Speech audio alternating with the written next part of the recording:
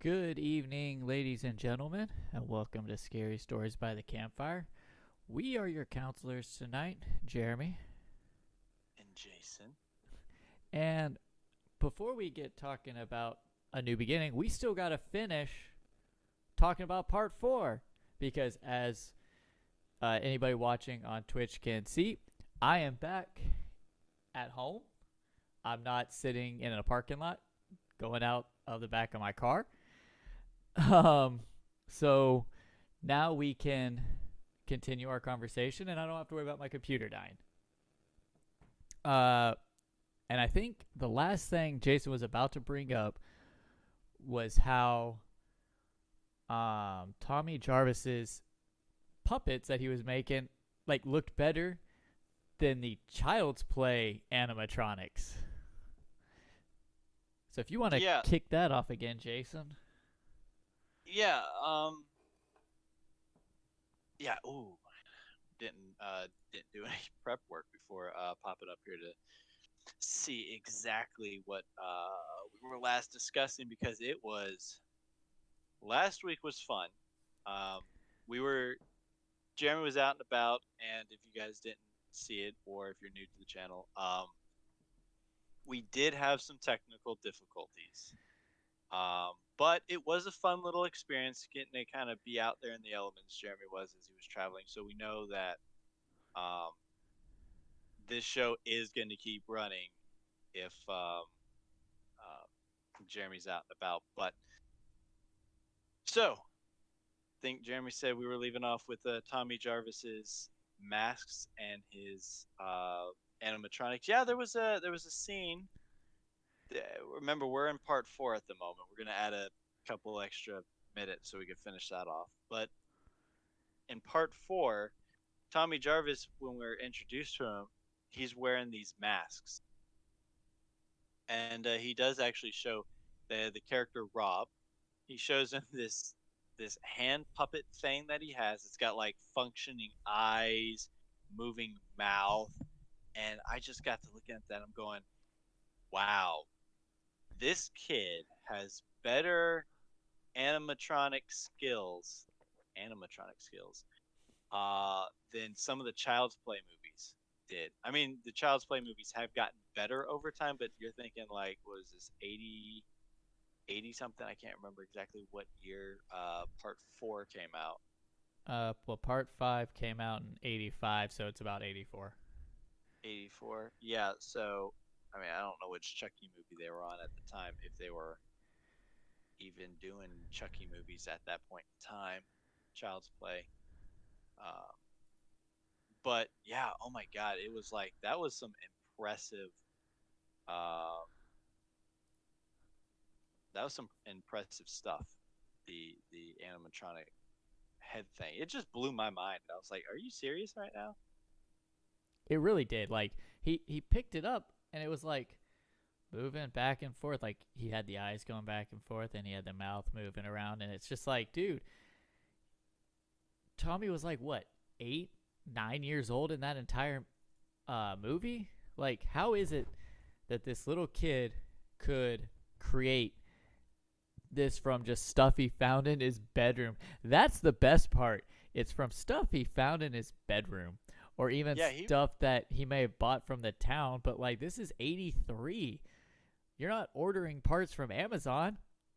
yeah he had some sort of. They never specified it. They didn't. I would think that building a mask, a rubber mask like that, plus doing the animatronic thing with the eyes, and that would require some sort of like technical skill. So he had to have been some sort of genius, which doesn't really play, which is kind of funny because it doesn't really ever play into um, the next movie, part five, which is what we're going to be talking about here in about 5-10 minutes. Jeremy, since we didn't get to do it last week, tomato meter, Oh yes, the the tomato tomato meter for the final chapter. 24%. critic wise. Critic wise on the tomato meter is a 24. Mm, don't agree. I don't either. Do not agree at all. I think I- I'll start with this one. It's kind of like I said last week on it. If this movie had ended, like this movie ended this franchise, and it ended right here, I'd be okay with it. The kills were good. The story was good. The characters were good, like your main ones, not your cannon fodder. Although you kind of had some good cannon fodder to kind of ease up the tension. They were funny. They were likable. You didn't really invest anything in them, so you didn't really care when they died. But I don't agree. I don't agree at all. I think it should be at least in the 60s. Yeah, I'm gonna agree with that. I'm gonna go high 60s, probably somewhere between. I would say probably around 68. Um, like I said, Um, I did like some of the characters for the most part. I think the only problem is that they built some of the characters up, like the kind of, I guess you could say, buddyship between Teddy and Jimmy. Um, You want to give you know, Teddy they Bear played a them. kiss? Yeah, they kind of played those two together like they were buddies, and they were like, competing against each other in a way. Um, I mean, like the twins when they showed up, they didn't really have any sort of personalities. I think we discussed Doug didn't have a personality; he was just kind of there.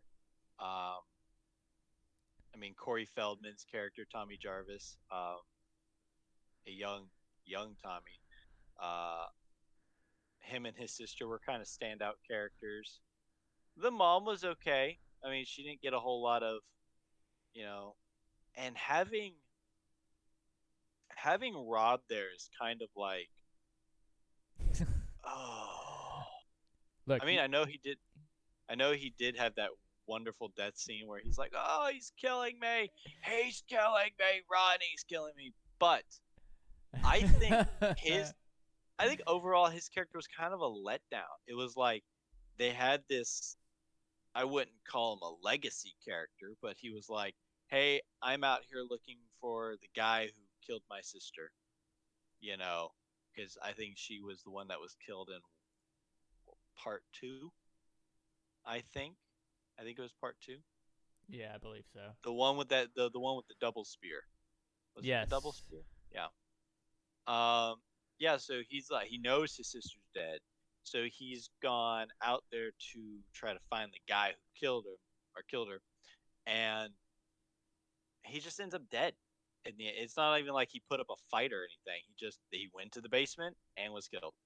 And it's kind of like, you built this character up like he's gonna be something, and didn't really do anything with him. I personally like the spin that they put on his character arc. I would say. I mean, it's an entirely different character in the remake. It's the Jared Padalecki character, Clay, who is pretty much looking for his missing sister or whatever, and there's a little bit more to it. And I think they actually utilize that character arc a little bit better than they do in this film. I think he's just kind of a letdown in this film, but they kind of give you all these characters, and then by the end of it, he's going through them like crazy. It's like one right after the other, right after the other, right after the other. It's not like, I think, in the first movie, where it's a bit more of a slow, like, we get this one, then we let some time pass and we get that one. Now, it was like one right after the other, and it was very fast paced. And I think that was kind of an exciting moment, but also kind of a letdown for me, because it's like you don't get enough time to build the characters because you're just knocking them out one at a time in fast order. So, yeah, I would give it probably 68. Yeah, I can see that. And for the audience score, a 51%. Hmm. Better. Uh,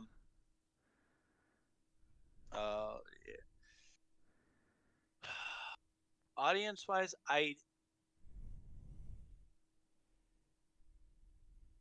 I'm gonna kind of agree with that. I mean, I really do think that the movies are actually getting better. I think from the first movie to this one, they've actually gotten they've gone up. Now I know um, I don't remember what I've been rating these things, but I think they've slowly been going up. Yeah, you went from a 6 to a 7 again, and then a 7.5. Yeah, so they've been going up, and I think the movies have been getting a little bit better. I think the real problem is for these movies is that it's the same movie. It's consistently the same movie. People go out and they get killed. There's nothing really new. They just kind of throw more characters in there. Um, Fortunately, the characters are actually becoming more likable to an extent. This one, I still, like I said, still has problems. You got characters that you kind of like because you kind of get to know them a little bit more. And then you got characters who are they're just there that don't really even have much to do. So Well, with that, let's start diving into part 5, let's roll on into part five. a new beginning. So, take it away, Jason. What did you think of a new beginning? Okay. This movie, for those who have not seen it, we're gonna spoil some stuff for you. So spoilers. This movie, at least to me, is like the black sheep of the Friday the 13th movies. This movie is kind of like Freddy's Revenge, or yeah, Freddy's Revenge, the second one. It's just kind of there. Hmm. I know what they were going for, and I think what they were doing. Part four ended with the death of Jason. He was dead, like dead, dead. I mean, you could not come back from a machete to the skull and then sliding into your head just collapsed into it. There's no coming back from that. And I think with the money being made, they decided, hey, we're going to make another one, but how do we do it? Because people like Jason. So what we'll do is we'll have this Jason-esque character. You'll be like, oh, it's Jason back. Spoiler, it's not Jason. It is uh, Roy Burns, he's The paramedic. ambulance driver, paramedic. Yeah. So, I I see what you're talking about, and I agree. It's one of those. It was a part 4 made so much money. We have to make another one, but how are we gonna do it? And because they were trying to do it in such a quick succession, I think they wanted more time to figure out how to bring Jason back. That they threw this in as kind of a middle ground to kind of give them a moment to see what ideas they could come up with to bring Jason back into the picture. With this probably being one of the ideas, maybe if this one had received audiences really well, they would do it again as another copycat killer using the Jason persona. But it's like you said, it's the black sheep of the series, of the franchise, but it wasn't bad. I don't think it was as good as 4, minus like a couple of things. There were a few things in this one that I really, really liked over 4, but I think overall, I think I liked 4 just a little bit better. Not by much. Like I said, I still like the overall story of this one. I still liked the characters of this one somewhat. There were more likable characters, in my opinion, in this one than there were in 4. Because in 4, you just had, Tommy Jarvis, you had Corey Feldman, you had his sister, his mom, and that's about it. But in this one, you had, oh my God, I am drawing a mind blank on her name right now. You had older Tommy Jarvis.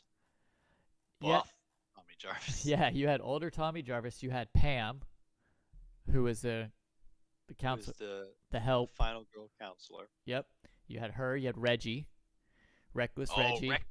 reckless Reggie. You Yeah. know, you had Tommy Jarvis, of course. Then you had even though he wasn't in the movie long, you had Eddie. I think that's his name. The brother. Eddie. Oh, yeah, it is Eddie. It's Reggie's brother. Reggie. No, is it Ed? No. I think he was called Demon Oh, it might have been Demon. Yeah, you're Eddie right. was Yeah, it because was. you had Ed, I'm looking at it. Yeah, it's Miguel A. Nunez Jr. played him. But you had these likable, and then the two hillbillies. Yeah, Ethel. yeah, the two Ethel. Ethel and Junior. Yeah, like Oh my God, this movie was a mess of characters. like Uh, Ethel was great, and like your first introduction to her, she's riding on the back of that motorcycle behind Junior, and she gets off, and she's just cursing up a storm, and you keep your kids off my property, I'm gonna blow their brains out.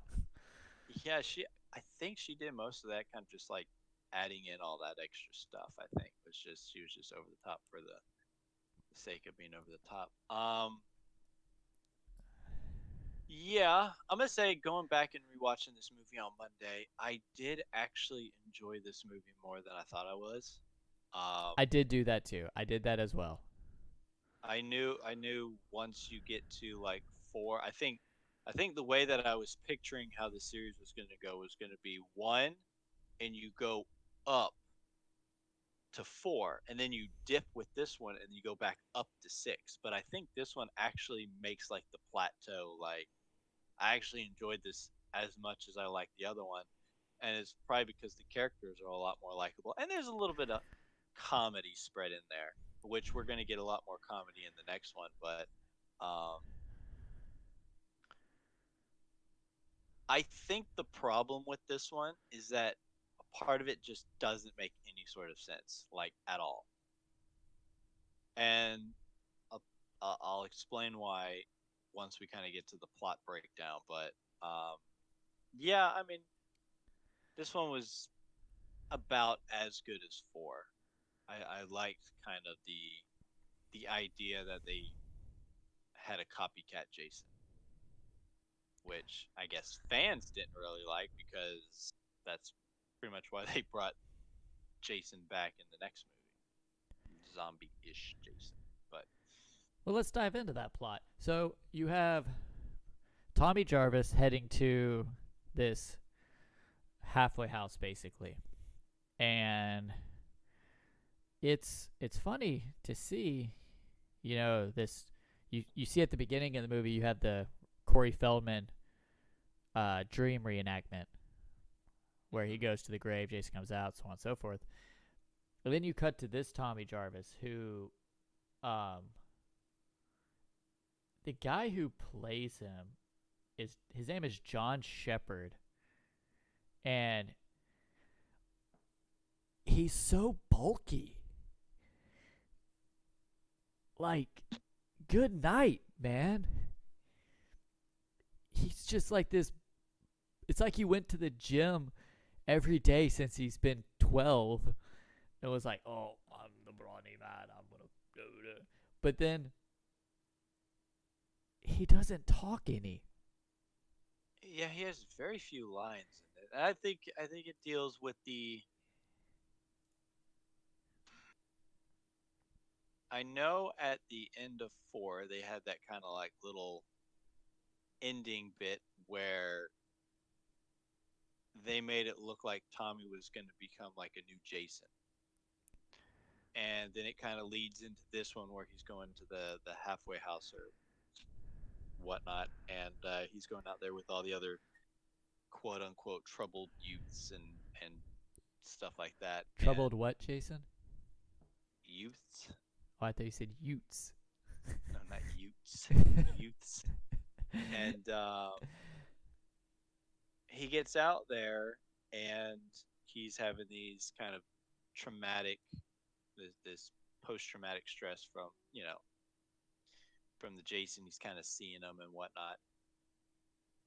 And then by the course of the film, and the movie goes into that sense of uh goes back to the sense of like the first movie of like a who is it type of thing, because you're trying to figure out who this killer is, and sometimes fingers point to Tommy Jarvis being this killer because he's quiet and he's once you kind of get him going, he's very aggressive. Oh yeah, He had man. no problem picking that one guy up and just suplexing him into the wall and just punching him. Um, but the thing about it is, the, the plot is that there is oh, what is that? Who is the first kid killed? The guy with the candy Joey. bars, Joey. He ends up making one of the other guys mad, Victor. I think his name is Vic, and Vic kills him with an axe, just butchers him right there on the spot. Which I'm gonna stop you really quick because Joey, that whole little scene, I just don't know what to make of it. The whole going around going, I do laundry well. I can do it. I promise. I think it's more of just kind of his. I I always thought of him as being a little bit slower than everyone else, I did and too. it's just him being nice, and it's just the way. I know they're trying to.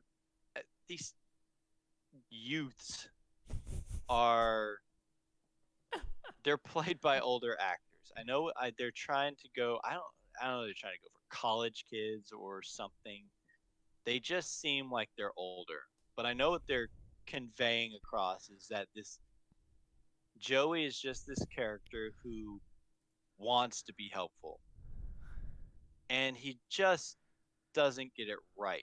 He's making a mess of things. He's got like the melted chocolate bars, and he's wanting to help do laundry, and he gets chocolate on the new stuff, and the girls get mad at him. And then he goes over to Vic to want to help him cut or chop wood, and it's all fun and games. Girls laugh, and oh yeah, Vic's getting mad at him, blah, blah. And then Vic snaps and kills Joey, and um, this sets the course for Roy Burns to personify Jason and start killing these kids or whatnot. And this is the part that doesn't make sense to me. Roy was the father to Joey. Yes. Why he never specified that or anything, you don't really realize that until the end of the movie. They literally, it's like the last thing they tell you. They're like, yeah, we found this wallet. He had this picture of Joey in there. He was the father. Why does he go around and kill everybody? I mean, it'd be understandable if you want to kill, like, Vic, even though they took him away in a cop car. But, and it would make some sort of sense that he may want to kill, like, some of the other kids there because they were kind of being mean. Kinda. I mean, I don't think there was anyone there really saying, hey, Joey, you're just dumb. Don't do that. It was just them getting frustrated with him because he was making a mess and whatnot. So if he wanted to kill them, I get it. But why are you going to go after Reggie? He didn't do anything. Those two kind of greaser guys whose car broke down, why are you going after them? They weren't even in the movie that long. They didn't have anything to do with anything. I don't know. Why are Maybe you gonna kill? Why are you gonna kill Reggie's brother, who's parked out? I don't know, somewhere else. he's He parked at the didn't even. trailer park, Jason. It's the Yeah, trailer park. yeah, trailer park. He was parked at trailer park, but he wasn't even around when that happened. Why are you killing him? Some of that just doesn't make sense. It's like he just was out there killing people because I get it. I get that you snapped a little bit that your son that you never even wanted to take care of was killed, but you don't have to kill everybody. I mean, the greasers were kind of funny, and you, you can't fix the car, right? He's doing a little bebop. Come on, man. Come on, man. Can't fix the car. Can't fix the car. You messed up again. Come on, come on. And I mean, of course, Demon. The few minutes that he was in the movie Oh man. uh was pretty funny, and they had that little. Just Ooh, baby. because Baby. and it's just like the other. He Ooh, gave that baby. perfect line delivery when he was going to that outhouse. He's just like, "Ooh, it's those damn enchiladas!" Yeah. Like, He was just handing those enchiladas out to everybody, so I'm pretty sure and everyone man, was running around at that point. he and his like the way he walked was just like he like trotted really fast over to, He looked like he came from a cartoon. and then they, like you said, they just start singing to each other. Yeah, they were doing the singing and the in the she was singing outside the Porta John type thing, and it was well, I mean it was nice character development, but they were killed off way too quick. I would have preferred to have seen them a little bit more, but I I mean agree. overall it's like I mean some of these characters were I hate to say it, greasers pointless, demon pointless.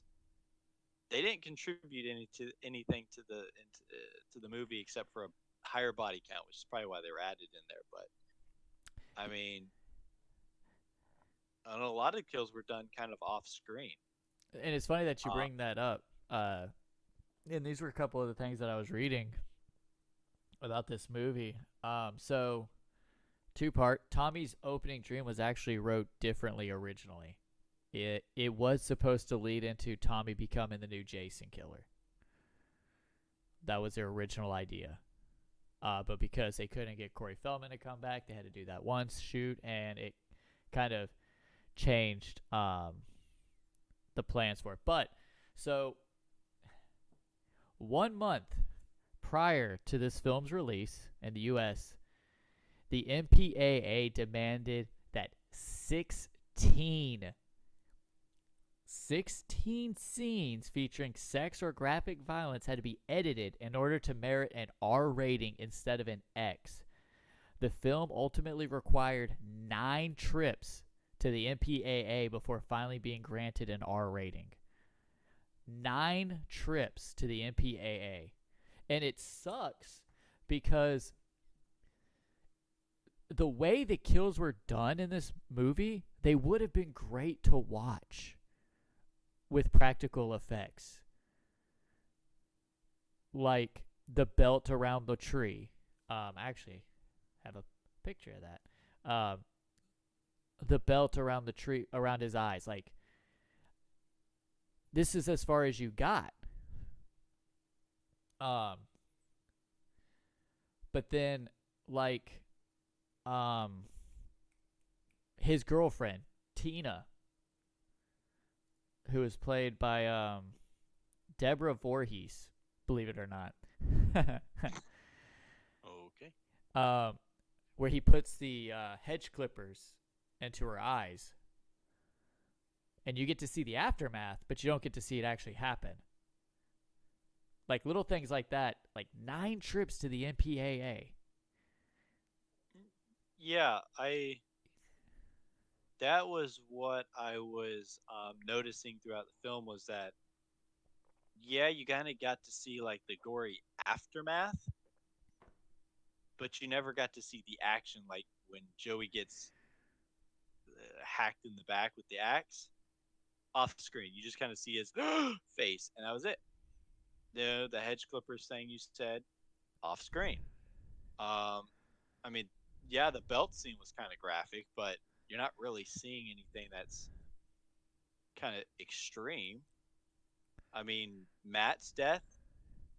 They find him in the woods with a railroad spike in his head. Never, you never get to see that happen.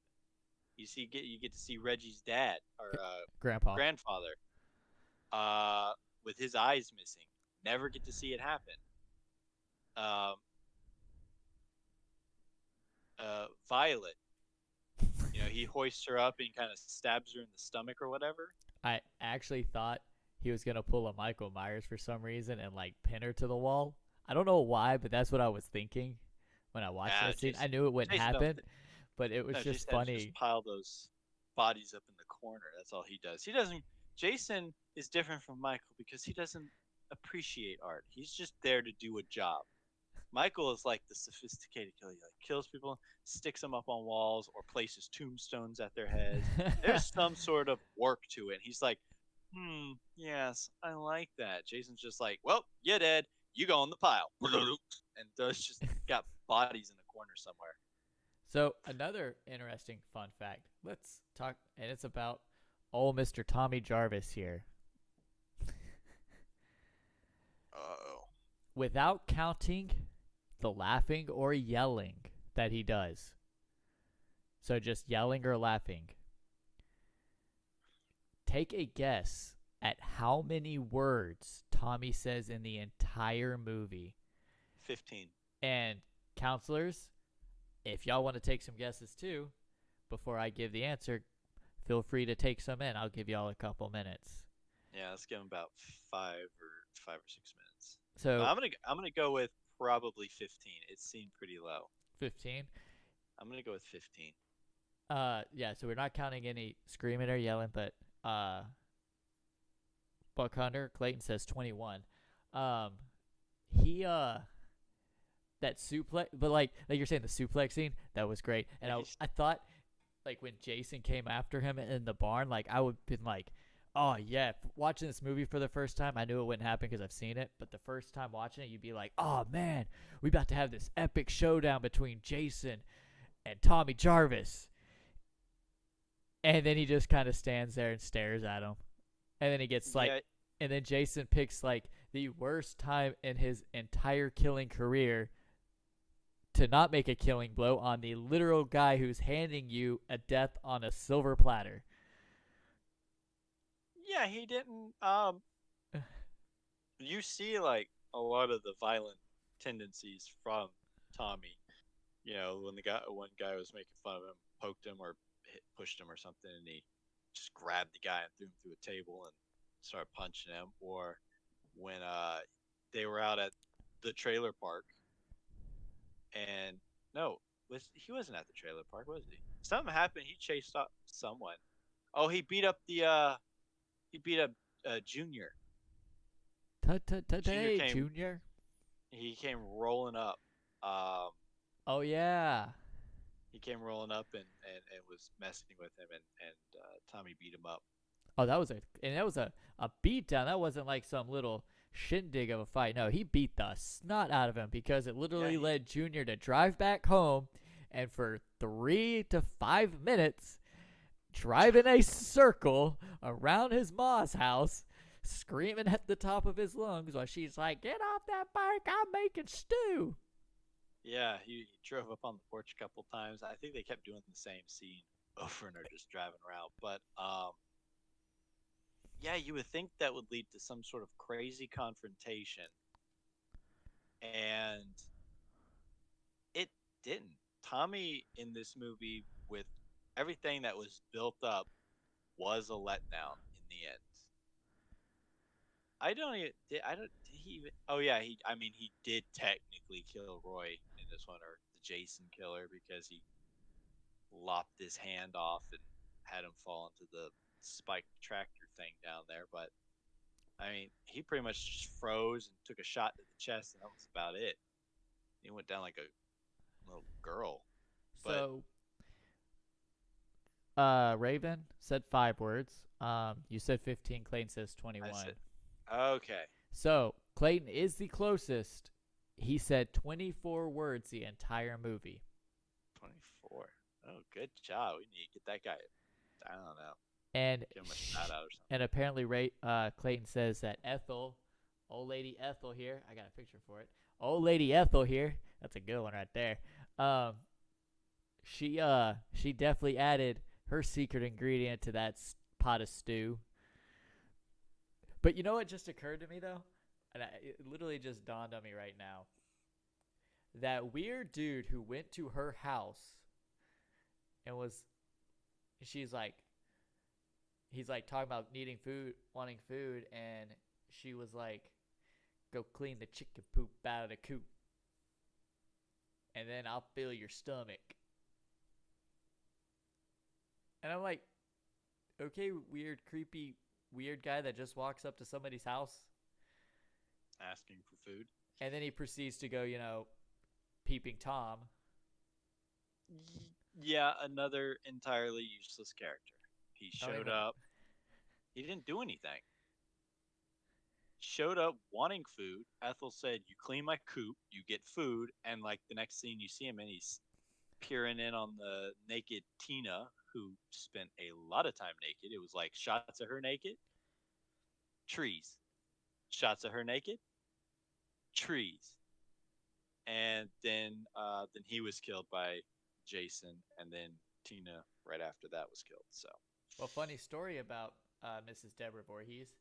Uh, kind of funny. I don't know. In 2013, in an interview, she actually said that this movie got her fired as a teacher from 2 different schools. Oh, because apparently some kids got a hold of the movie and started messaging pictures of it to people. yeah, could you just imagine that? You imagine that you're a kid. You're having a I don't know. You're having a sleepover with your friends. You guys are gonna watch scary movies together. You're like, hey, check out this new one I got. It's Friday the 13th, Part 5. It's the one where Jason comes back, and you put the movie and you're watching. You're like, hey, that's my teacher. I just got to see my teacher's boobies. You know, that spreads around pretty quick, no less. Wow. Oh my god. You're having to go in. You get fired from your job. You go to the next school, and they're like, "So, is there anything you want to like tell us why you had to leave your other job?" Yeah, I did a movie, and my boobs were out. Okay, my boobs were out a lot. It was a long scene. Well, actually, she was pretty much just naked all the way through. But yeah, this production set, from what I understand, was a mess. This movie was, I think, in terms of, I don't know how drastic they get later on, but I know at this point in time, this is the Friday movie that had the most nudity, supposed to have like the most gore to it, even though it didn't seem as gory as the rest. But it also is the first to have like illicit drug use on screen. Because I think the other guys were all just kind of smoking weed, but this one actually had like cocaine and that type of stuff. And apparently, the people working on this movie, a lot of them were like hardcore drug users. There was drug use on set and whatnot.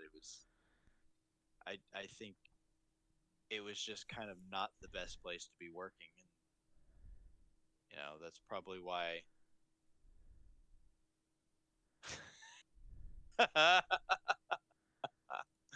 Okay. Yeah. Buck Hunter says, "Yep, they were doing it in my car," and he is referring to the car that was in the movie. I don't know what kind of car it was. I don't remember. I'm not very good with cars, but I know Luigi from the Super Mario Brothers was driving it. Oh So yeah, and he was trying to get that was Eddie. I think that was Eddie. Lana to come out of Lana. the diner. Lana, Yeah, he Lana. was. Yeah, she was in there completely just stripping down naked and showing boobies to the cameras in that one too. So But apparently, this film was actually casted under a fake title. ooh, can we guess the title? Yeah, go for it. I'm gonna go with. Ooh, actually, you know what? I don't know. It could have been anything. Uh, Let's just give me a hint. You got hints? it's one word. Oh, it's one word. Um, It's what these movies do every time. It was actually very laugh. clever. No. By the way, it was a 60 or 69 Charger, according to Clayton. It was originally called Repetition. Get it? Because all the other movies are just repeating itself. Ha! That's a knee slapper. Wow. So yeah, it was originally called Repetition, and many of the actors in the film were not aware it was Friday the 13th until after they were cast in their roles. John Shepard, who plays Tommy, Tommy. had spent several months volunteering at a mental hospital to prepare for the role, and that he felt really disappointed to discover that it was actually the fifth entry into the Friday the 13th series. Actor Dick Wayland stated that it wasn't until I saw part 5 that I realized what a piece of trash it was. I mean, I knew the series' Who did he reputation. play? Uh, he said, but he also said you wouldn't believe the amount of nudity they actually cut out of this movie. They said What? it's basically What? filming a porno. Yeah, because I think the director of this movie was actually a. I don't know if he was a former adult film director or if he was still doing it, but he did a lot of like adult film directing. So it would make sense that this movie was almost borderline, But wait, you say Dick Wayland? Yeah, he plays Roy Burns. Oh, okay, yeah, that makes sense. So It's just like, speaking of Roy Burns and Jason's, let's talk about Jason. And a couple things about Jason that I personally noticed. One, the difference in the hockey mask. He's got the blue stripes up instead of the single red one across the forehead. yeah, that's what I always tell people who are not really into the series. I say red hockey mask, Jason. Blue hockey mask, fake Jason. It's the very different one, and I like it. I mean, it does differentiate, but I mean, nothing's going to beat the classic, but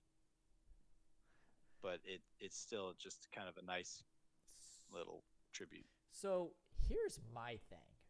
This is just a me thing, maybe. I don't know. You may agree, you may disagree. People may agree, they may disagree. If you say that this is better than Jason, no, not at all. I was about to say, there's no way. Did you notice that Roy Burns completely enveloped his entire head into some mask thing? Yeah. To make himself look noticed that. bald? I didn't like it. Where did he get it from? Did he make it? Did he go buy it from a store?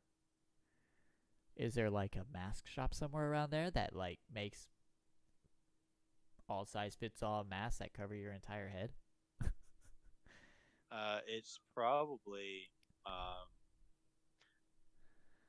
don't know exactly where he would have gotten it from. I mean, I can understand doing it because it would hide his identity a whole lot better. You wouldn't see his hair all floofing out, and when you finally see him dead, he's falling on the spikes and he's lying there, and his mask is off. The plastic, I guess it would have been like a full mask, but maybe I guess he had cut the face out of it so that he could still see out of the mask. And when you see him, he's just lying there, and he's maybe he hired Tommy to do it. I was actually about to say that. I was about to be like, maybe he paid Tommy Jarvis to make it. He's like, hey, buddy, I need this done really quick. And he did kill that other paramedic. Yes, he did. The one who was like, you gotta get your hands dirty, Roy.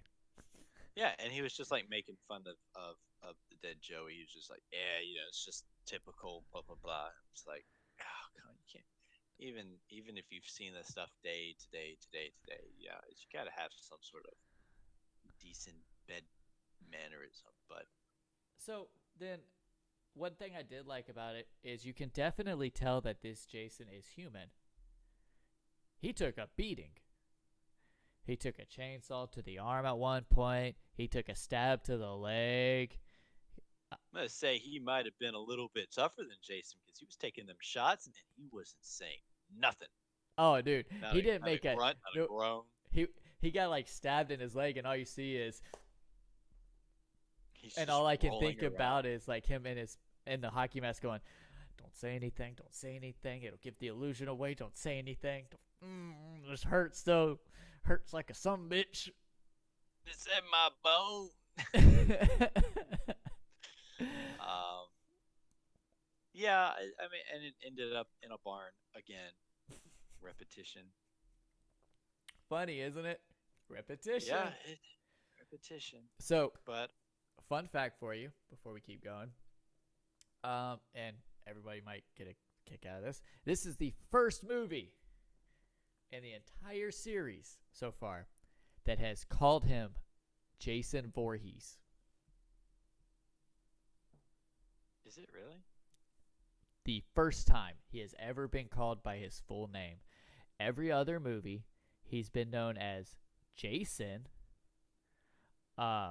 with one of them actually with part 3, they didn't even say anything at all.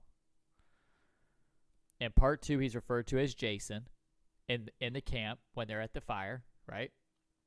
Part 3, Yeah. they don't say anything, and part 4, they call him Jason. And in this one, they actually added in his last name. Voorhees. Voorhees. Yeah. Now that you mention it, does make.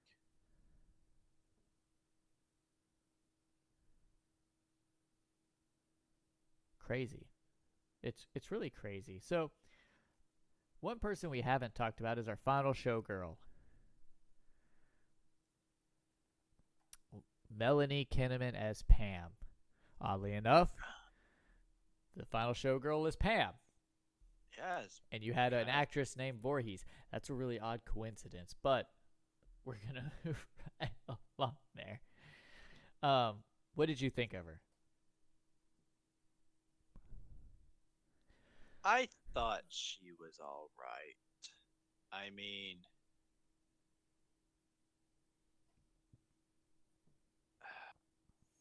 she just doesn't really stick out that much. Um, I'm trying to see what else she was in because she seemed very familiar to me. I'm not Um, sure. oh, she was actually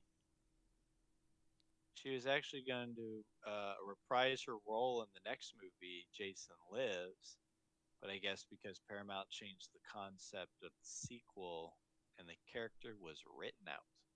Interesting. Yeah. There was Yeah, I mean, I thought she was all right.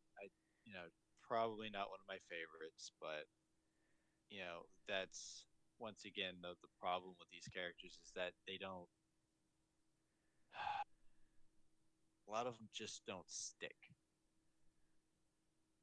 yeah, there was one scene that kind of stuck out to me, which was right after Joey died, and Violet sets the table. And they're like, "You set too many plates," and it leads to this giant argument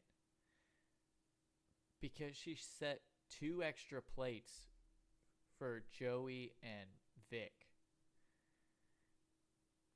and everyone just started getting pissy at her. Yeah, that I did bring that up in the I did bring that up when we were doing the review for it because I was like it's probably habit. It's not like it was a conscious thought, because half the time Violet was locked in her music anyway.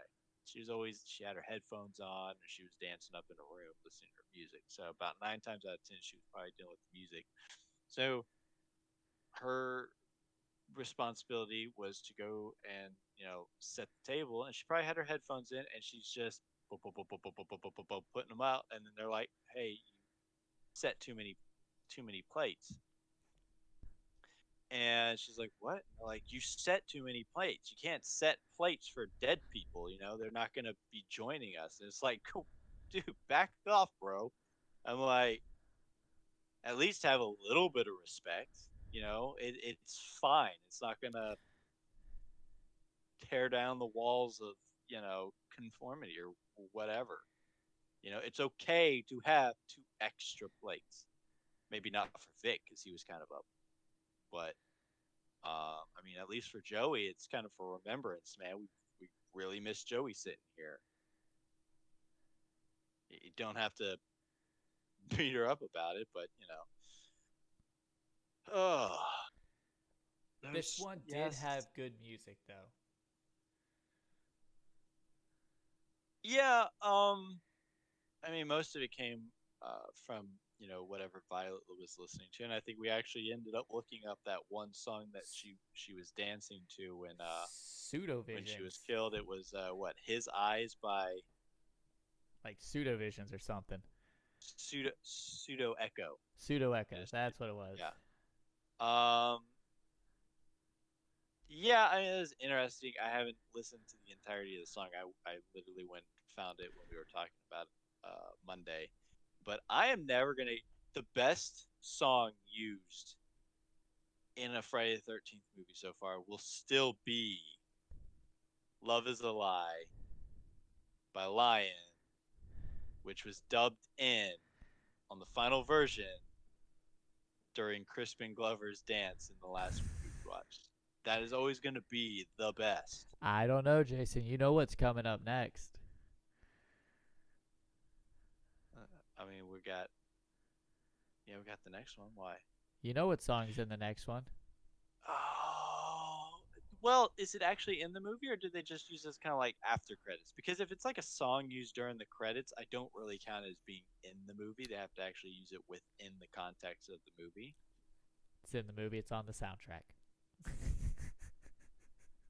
Yeah, but what part of the movie do they use it in? Uh, Actually, I think they got a couple of Alice Cooper songs in the next movie. Actually, now that you got me talking about it, I'm gonna pop that up real quick and take a look. I want to we'll know. get to that next week. Yeah, oh yeah, yeah. So now it's time. Scale of 1 to 10, Jason. How do you 1 to 10. and how Um, did you enjoy the kills in this movie? What was your favorite kill? So scale of 1 to 10 and your favorite kill. favorite kill. Favorite kill is probably gonna be the belt, the one where he twists the belt around the guy's head Oh yeah, the in the picture tree. that I have right here. Yeah, that one. Probably. I only really say that because it is it is the probably the most graphic one that we get. Um, because you can actually hear like when he's twisting it, you can hear the leather straining. And you hear the guy just and it's just and you hear that pop, Yeah. and that's. I mean, it doesn't show anything. I think what we're looking at up there in the picture is, um, right up up there, picture right above me. Um, that Point is probably right here. That one over there. yeah, that one over there. I mean, it's under me. It's and, if, under me, and I point that but way. yeah. So, um, yeah, I think that's the most graphic one in my opinion. So that makes it probably the better one. I mean, You want to know I my would just favorite? I would, what which one's your favorite? Because I was gonna say I really hate the idea of the hedge trimmers to the eyes. If I saw that, that would have been really gross. But Today, Junior. Pure decapitation. Right off the uh, motorcycle. right Woo! off the yeah, he just kind of stuck his axe out there. Just Uh, schwank through. actually, the couple that died, the belt and the hedge trim or hedge clippers was actually probably. I think the hedge clippers would have been more if you actually kind of got to see them. But I think what really kind of sets it off is the snap at the end. Like he's just, and you don't even get to see the strike, but you kind of see him go and kind of close them, Oh yeah. where it just like. So all I'm picturing is that she's got him in her eyes, and then when he pulls them together, it's just right across the bridge of the nose, and you do get to see the aftermath where you see like the eyes gouged out and the kind of crease over her nose, but yeah, like I said, the belt probably just because, and it's the first time you kind of get to see something like that. You Yeah, know, her, I think that like I said, the Junior and the hedge clippers, but I love yeah, I Junior's think just the straight. Schwap. yeah. I mean, you got to see Jason crush a guy's head with his hands, but that led to that really weird, awkward eyeball, Yeah. coming out. This one is just nightmarish, just kind of, and there's nothing really you can do. Once your head's stuck in there and he's twisting it, what you gonna do? You gonna loose? You can pull the belt. It's not gonna work. The belt is tightening as it's twisting, so it's a very creative way to kill someone too. So, Man, he um, snapped that belt around it like a whip too, man. That was like a quick whoosh. yeah, yeah, it was kind of unrealistically fast because he would have had to get the belt around, then he would have to jam the stick in there real quick and get it a couple ties to get it tight enough. Because if he just kind of slapped it around, he would have been able to just kind of, oh god, pull it out real quick, and if he was able to react, but yeah, yeah, that was probably my So, favorite death. scale of 1 to 10. um, what did I get the last one? Like a 7.5. Yep. Let me give this one a 7. A 7. Going Yeah, it only down. drops a few points because it's not Jason, but like I said, it does have funnier moments in it, even if a lot of the characters are useless, like Demon, but he has one of the best lines, and him and the reaction between him and his woman is probably the most heartfelt thing. I mean, everyone else is just there to kind of like, have sex and whatnot. But there's like that moment where they have that like, ooh, baby moment where they're kind of singing to each other a little bit, even though those are the only lines. And we even had a sing along. Oh You yeah, could we put did. lyrics at the bottom. It's just ooh baby, because that's all they ever did. But I do think that was probably the more heartfelt relationship in the entire series so far. It's not like, hey, we're together, we're just gonna have sex. No, it was like those two were genuinely trying to, they were Yeah, cause she connecting, and she even made the compliment about Reggie, like, "Oh, he's cute," you know. yeah, I mean, those were two very likable characters, and it's just really kind of a bummer that they get killed off so fast. I would have preferred them maybe if if the movies would have continued in this general direction, it would have been really nice to maybe have them introduced in this movie, not killed off, and then maybe develop them a little bit more, and then maybe kill them off in the next movie. It kind of leaves a much more stronger impression. But between them, the Ethel and Junior, just whatever that was. Um, you just had fun characters. No, some of the kids were kind of mean. I mean, geez, the one guy was like, the stuttering guy was just like, he was asking Robin if he could, make Oh yeah. love with her, and she just laughed at him. It was like, good God. It's kind of funny because she does realize it at the end. She kind of goes upstairs, and of course she strips naked too. But she was just like, wow, that was just kind of mean of me. And then she died. So, yeah, So whatever. I'm gonna give it an 8. I'm gonna give it a tie with the last one. Things that worked in this one didn't work in the last one, but things that worked in the last one didn't work in this one. I like the story from 4. I loved the story in 4. I loved all of that, but I did not like a lot of the characters. There was very few likable characters in 4. They had 2, in my opinion. Yeah, there were a couple funny ones, but really only 2. Um, but I loved a lot of the characters in this one. Uh, Even no speaking Tommy Jarvis, I actually kind of liked him a little bit. Um, Especially when he suplexes and John Cena's his way through breakfast. Mm-hmm. But like you said, you had all these likable characters: Ethel and Junior and Demon and Reggie, and the and even Pam and Reggie's like interactions between each other was very genuine.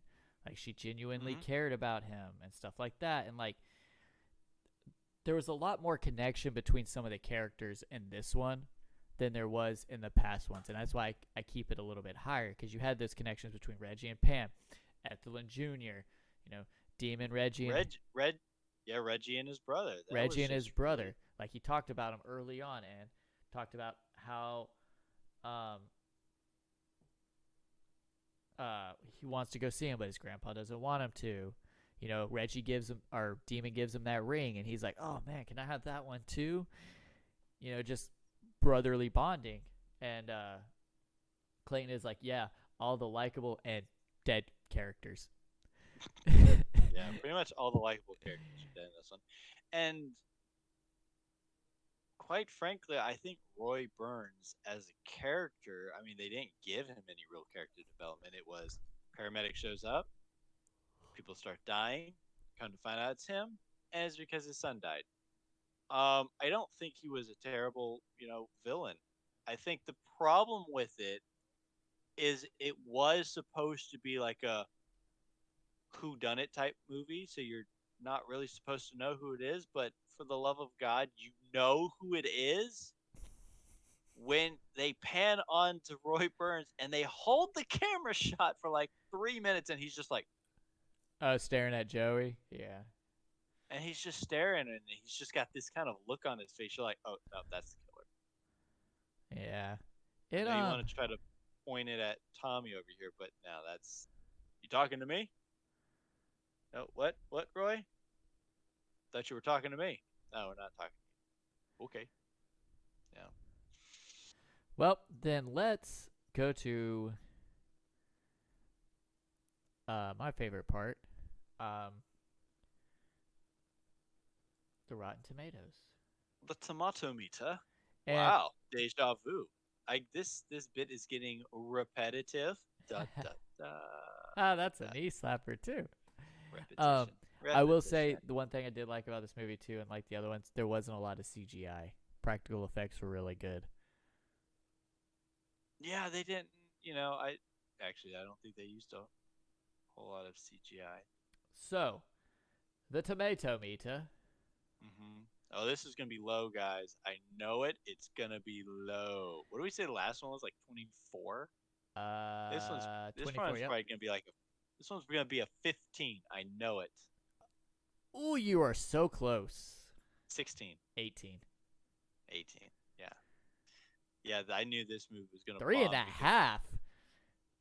Clayton, what kind of rating is that?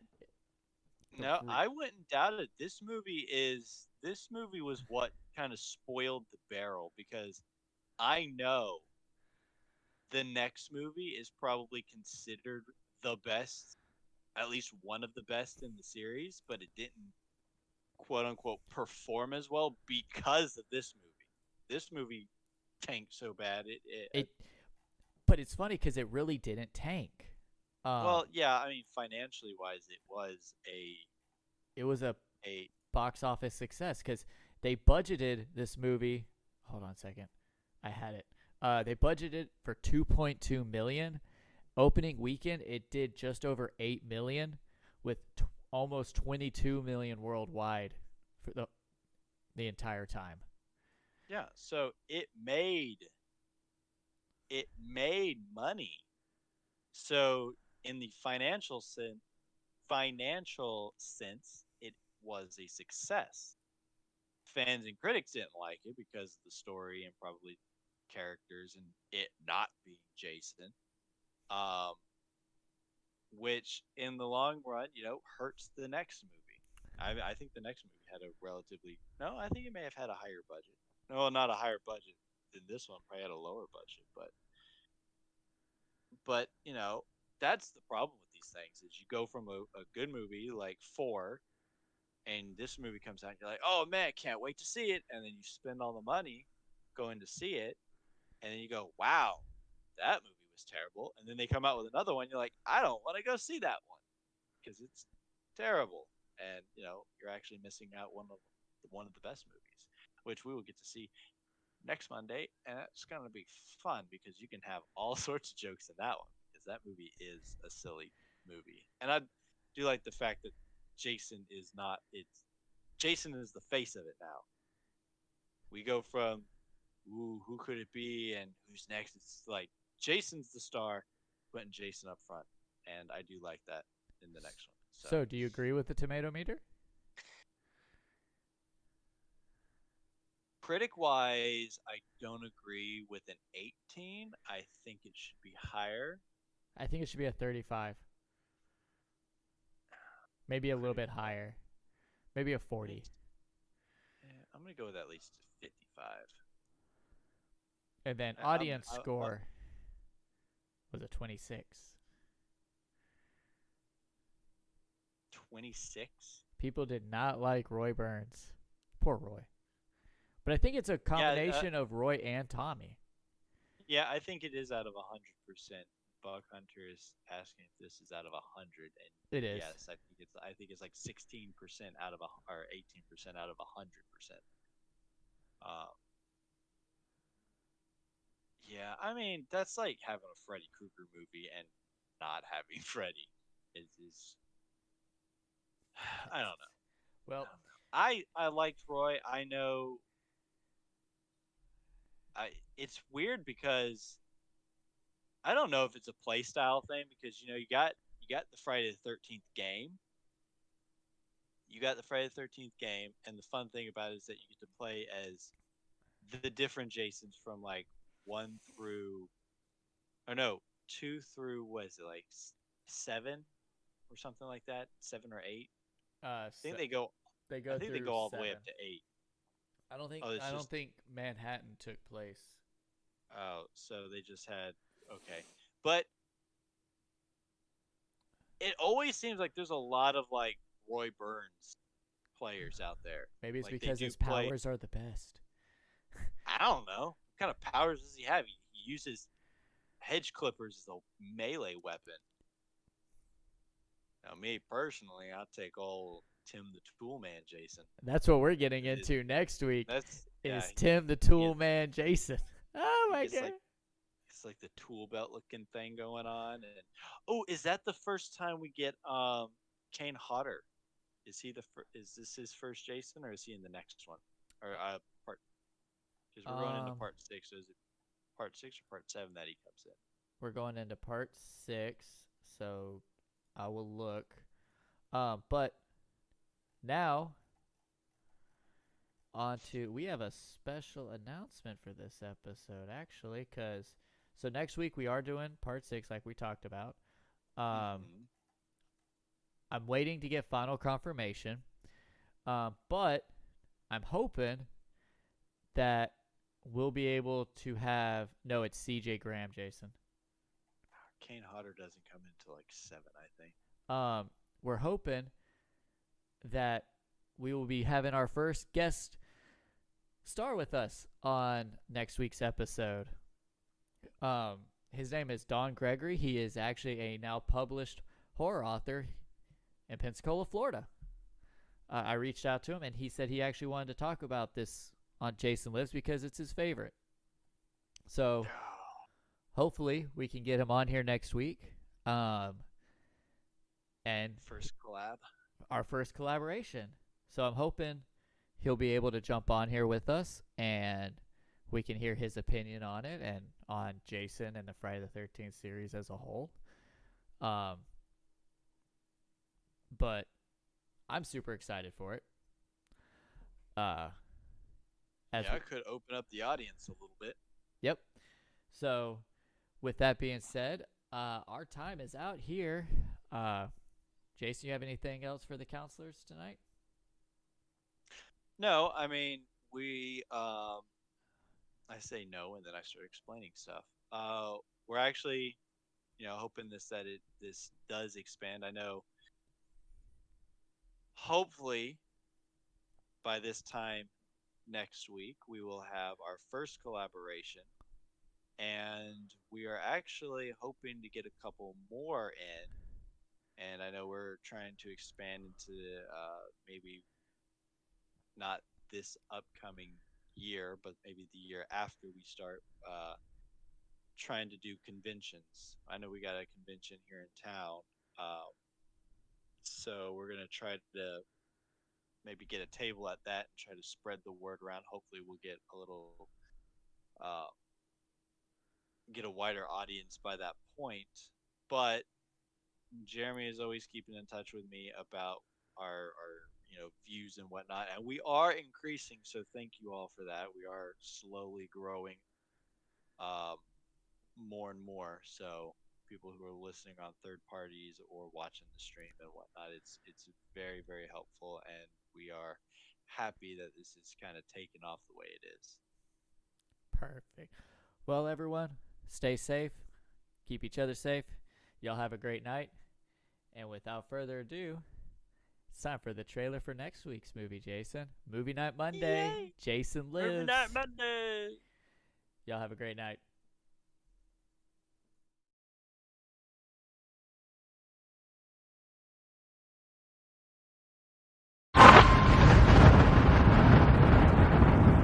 This is between me and Jason. Jason belongs in hell, and I'm gonna see he gets there.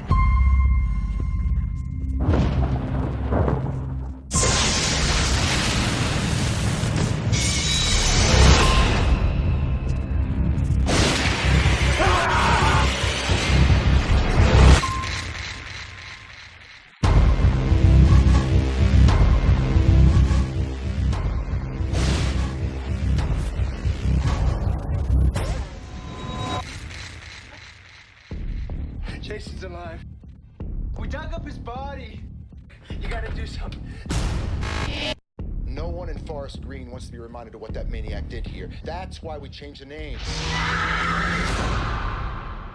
People want to forget this was Crystal Lake. Just because our parents keep telling us that Jason was only a legend doesn't mean it wasn't true. What if he did come back here? Looking for the camp counselor that caused him to drown his wife.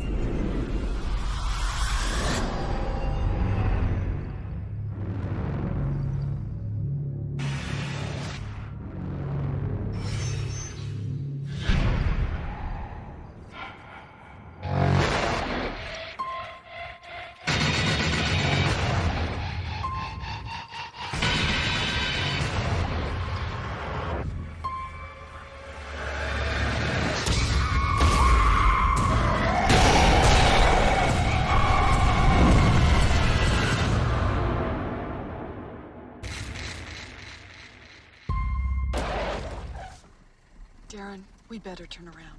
Why? Because I've seen enough horror movies to know any weirdo wearing a mask is never friendly.